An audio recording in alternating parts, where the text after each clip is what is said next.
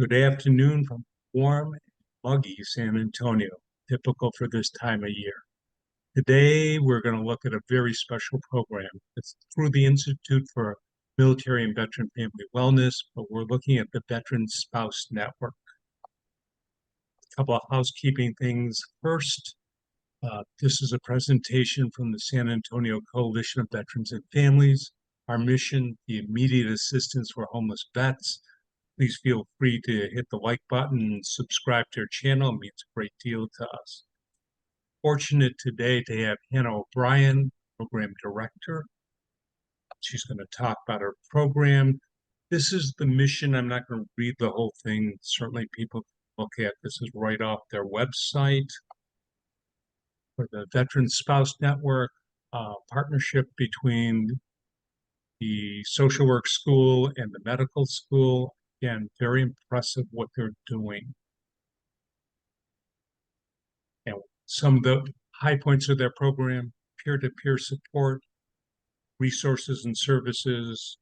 They talk about their purpose, focuses on enhancing the mental health, well-being, and resilience of veterans' families, a very important thing. And then it tells what they focus on. To learn more, I have the links. They'll be in the description also. And I had the opportunity to go through the website. It's kind of amazing. First of all the things they're doing, and then the podcasts they're doing, which are really right to the point. I gotta say, it's worth looking at and worth exploring. So, without further ado, Hannah O'Brien has joined us. Hannah, good afternoon. Good afternoon. Thanks so much for having me. Okay, the obvious question. I had a chance to look at your resume. You've done a lot of things. How did you get involved with this? Yes, I imagine many of your guests in this field have at least the start of a similar answer to mine, which is my personal life. I am born and raised in Austin. Both my parents met at UT Austin, so I ended up getting my master's of social work here at UT Austin. And while I was getting my master's, I met my now husband, who is a Marine Corps veteran. So he had already gotten out of the Marines when I met him. And I'm honestly one of those people who, until that point, really knew nothing about the military and veteran community. My grandfather had served, but he passed when I was young, and it became very clear that he did not talk about his service to his kids, my dad and his siblings. So, other than just knowing that he served, that wasn't like a part of their life or my life. And I didn't really know anyone who had served, or at least I didn't know that I knew anyone who had served. Um, and so here I meet this Marine Corps veteran who, day one of meeting him, it's very clear this is a huge part of his identity. He's telling me about the Marine Corps. He's telling me how that's a different branch, than all the other branches. And he also told me day one of meeting him that he was a veteran living with PTSD and that it had ended his last relationship.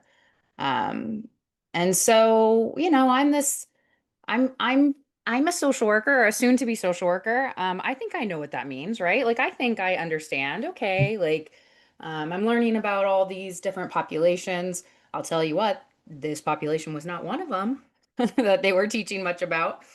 And so I kind of set it upon myself to educate myself, both professionally and personally. I didn't think it was right that I was about to enter this field not knowing about this population. And so I turned a lot of my studies to the population.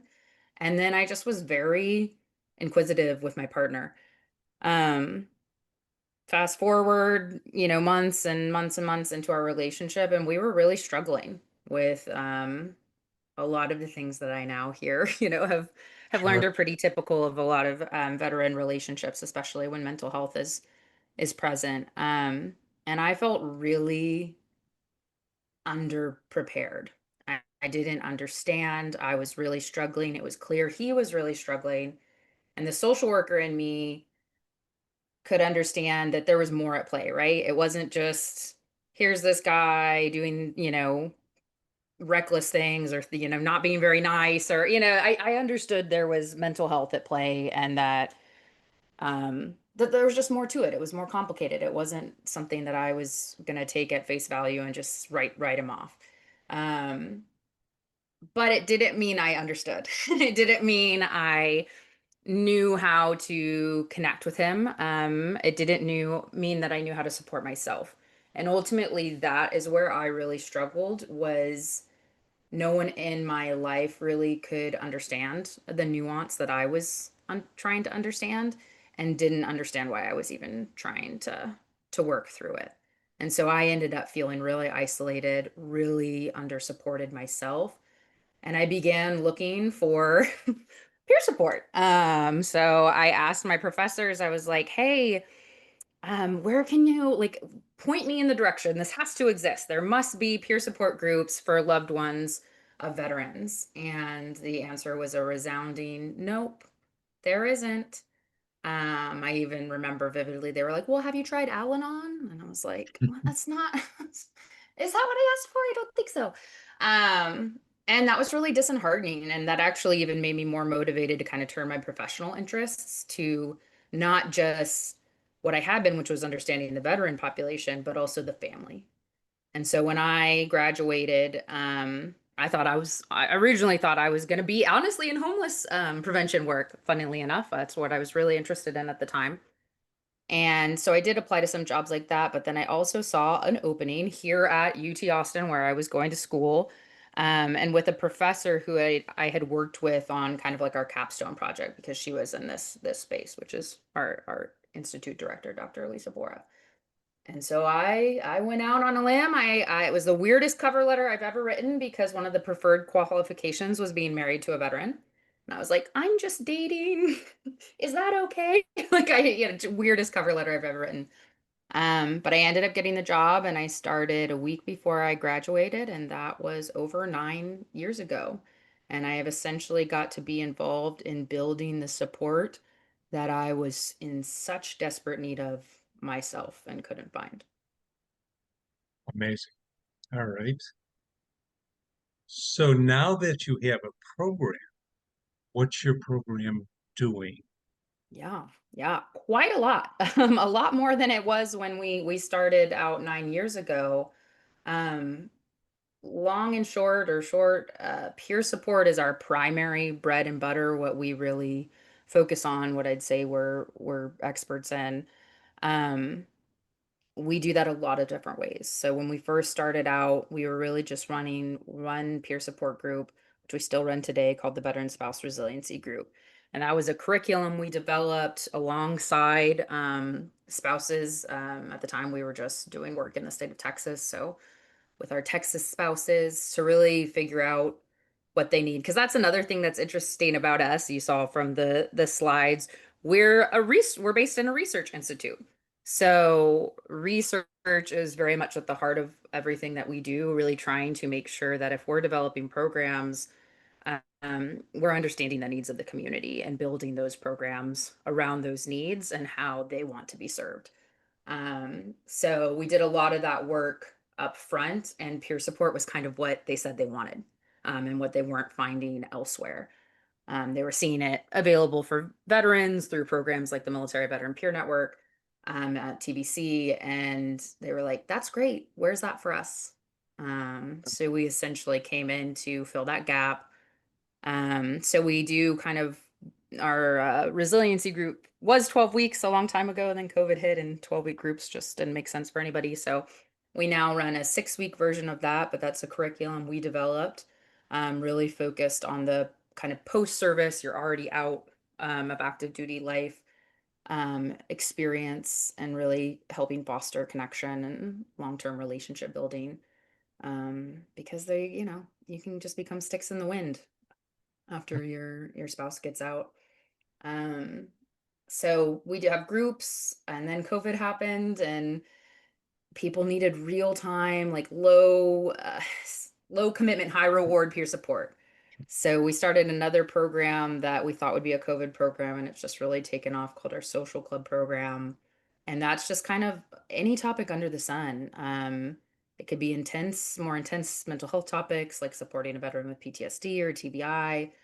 We have a coffee chat that's like a drop-in chat we've run every Friday since April 2020. Just come as you are.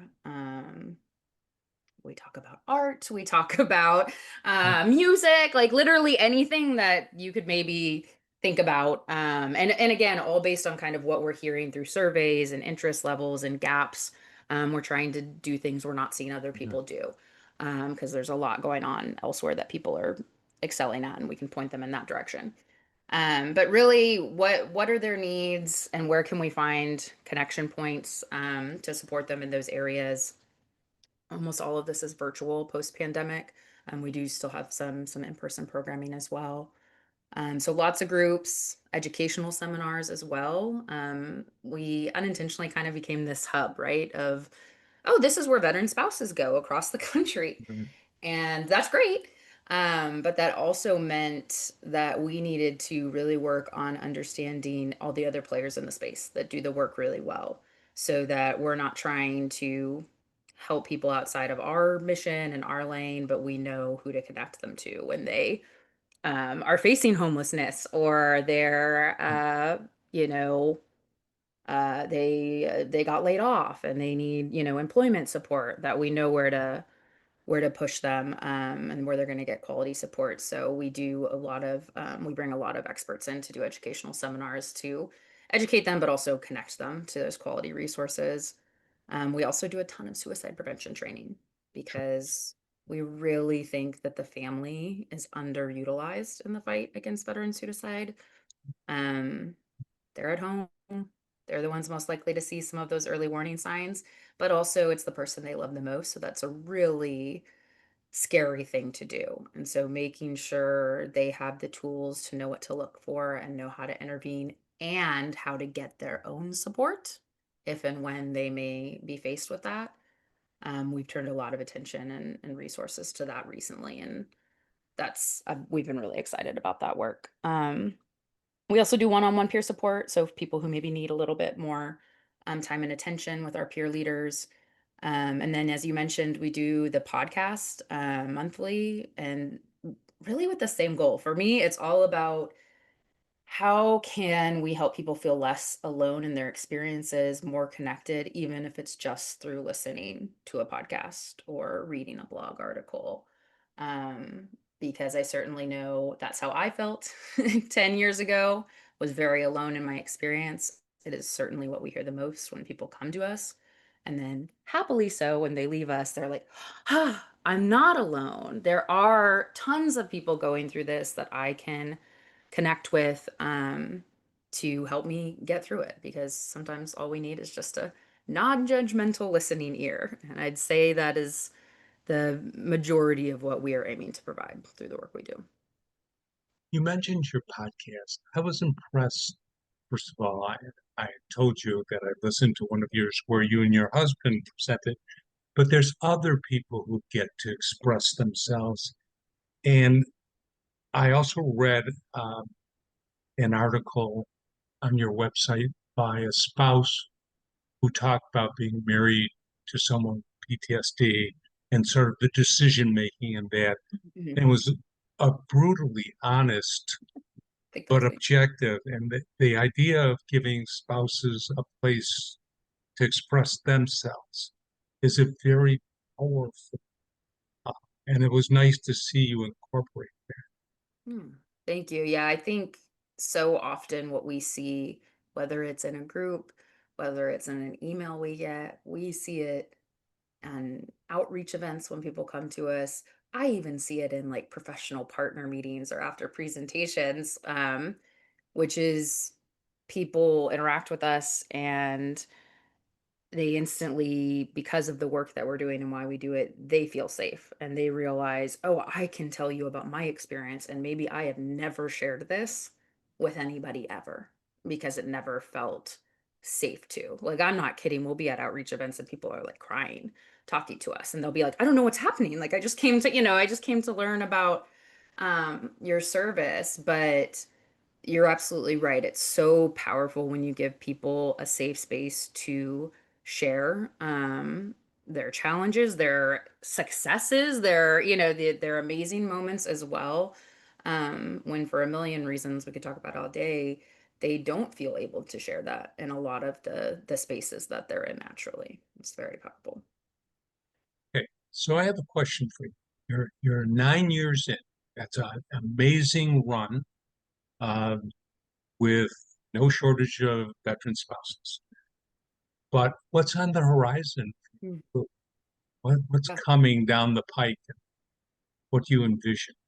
Yeah, I think so. As I mentioned, we started out, well, really, we started out kind of central Texas. We really thought, even when we did our first program, we were going to really focus and just being a central Texas organization. And even when we started the applications looking for peer leaders for that program, we got them from all over the state of Texas. We said, well, okay, well, if they want it, like, okay, we can do this, right? And so we quickly, before we even technically opened our doors, became a Texas organization instead of a Central Texas. And then when the pandemic hit, um, we'd had people long asking, okay, where's the North Carolina chapter of the Veteran Spouse Network? Where I can't find this anywhere. And I hated writing those emails of like, oh, we're not a chapter, like we're it. Um, and so we went to our funder when everything had to go virtual, and we just said, our funder was the state of Texas at the time, and we said, hey, everyone needs help right now. Are you okay if we open these groups up? Because it's not like it's costing more money to, run the group. And they said, yeah, I'm so grateful for them doing that. So we kind of informally nationally expanded during the pandemic. And then in the last 2 years, we've really focused on national expansion. And so we, in the last 2.5 years, have more than quadrupled in size and impact, but for who we're serving. And so I really do see that that's where we're growing, is continuing to grow in our national impact, and kind of being more intentional about, like, partnerships and the communities that we're in. Like, we have a great presence here in Texas. We built this for such a long time, so it's easier for us to say stand up like in-person communities if our groups, if we want to, here, because we're just so, we know the landscape. We have a lot of local partners who know us well. That's not the case everywhere else. And so I think for us, like, it's a lot of, like, thinking through how to grow sustainably, and really maximize our impact. So we're doing a lot of strategy work right now just to figure out, what do we need to have in place so that we can continue to grow with the programming that we have, but also think about making those, like, regional communities a little bit stronger, and what could that look like? Because virtual programming that's open to anyone is amazing. I don't want that to go anywhere. Sure. But I think that's something we're all really interested in, is thinking about how we can bring back some, and strengthen some in-person connections as well. Makes sense. Uh, I'm tempted to ask, what's in the future for you? I mean, this is where I want to be. I became a mom 3 years ago, and I actually had a family member ask me recently, this last weekend, like, hey, did when you became a parent, did it, like, change how you looked at your job? And he in the moment was like, I just don't care anymore. Like, it's just a job. And I was like, yeah, it definitely changed how I thought about job. Like, what's really important, what is an emergency versus what is not an emergency. And I was like, but my job is not a job to me. I can't imagine not being a part of this organization that I've really gotten to build from the ground up with our Sure. research director. Um, I can't imagine not doing it. It is so personal. I've said this in different forums, and I certainly mean it. I don't know that I'd have these two beautiful children if it wasn't for this job. Because really what the job did was it gave me the community. It gave me the community that we're now giving to everybody else who connects with me, but it's my community too. And I get as much as I give it, I get as much from it. And so I don't want to be anywhere else. So I just see being here and growing the organization and growing and supporting my team, so that we can, touch the lives of as many spouses and families as we can.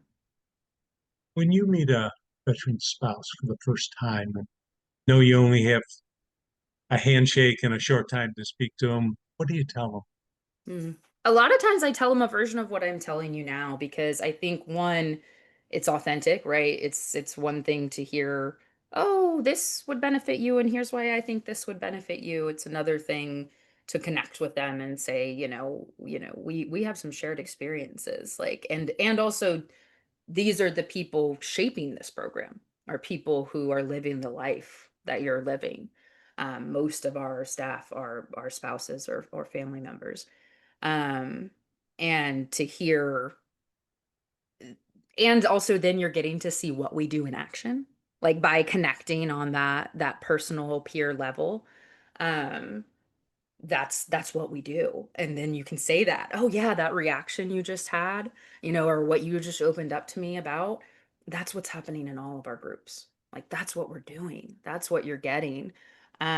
So I think the article you're talking about I wrote, and I'm like, yeah, I tell my story and all the time, because I think really quickly, because one, it's authentic and it's true. I mean it when I say that. And it tells the story of what we do really quickly. And like I said, so quickly, we don't even need that much time before making that connection, then they're doing the peer support too. They start opening up and telling it, no matter what room we're in, no matter how many people are standing there Right. watching them do it. And then you can say, that's it. That's the power. And that's what we're doing in these spaces. And come join us. Wonderful. Any additional thoughts? Yeah, I always tell people, our goal is to have a little bit of something for everyone. So whether, wherever you might be on our name is Veteran Spouse Network. So some people might say, oh, you only serve spouses of post-service veterans. And that's where we started. And we think that's a very unique community that doesn't get a lot of attention. So that's why we've kept our name that way. But we serve everyone connected to this community in some way, right? Whether it's our suicide prevention training is open to anyone at all. Because those are skills, even if I'm not even a member of this community, I don't serve this community, it doesn't mean you may never interact with a veteran, right? You may work alongside a veteran. And having those kind of understanding of, signs and symptoms to look out for, understanding the culture, that's valuable. Same with like our educational, seminars. Information is information. Like, come, learn if it interests you. But even in our peer support, we serve active duty spouses and partners, family members, individuals who are divorced or widowed from a service member or veteran. So there's a little bit of something for everyone, no matter how you might be connected to the community or not. And then also we try to have a diversity of topics and a diversity of touch points depending on your comfort, because not everyone's ready to share their personal story and get into it with a group of 10 people. Understand, right? So that's why initially we were like, okay, well, then maybe you come to a seminar, maybe come and learn. Oh, maybe you go to the one-on-one peer supports, maybe a little less intimidating. You can just talk to one person. Okay, well, if not that, come listen to the podcast, right? Like, literally no one knows you're doing that. No one has to know. You can be alone in your car. Um, so so if you're listening, that's what I want you to hear, is probably no matter who you are that's listening, we have something for you. So please come check us out. And if you feel like we don't have something for you, tell us, because then we want to have something for you. Amazing. All right. Well, thank you so much. An amazing program, an amazing person. Definitely worth checking out. Thank you so much. We appreciate you guys letting us share a little bit about what we do.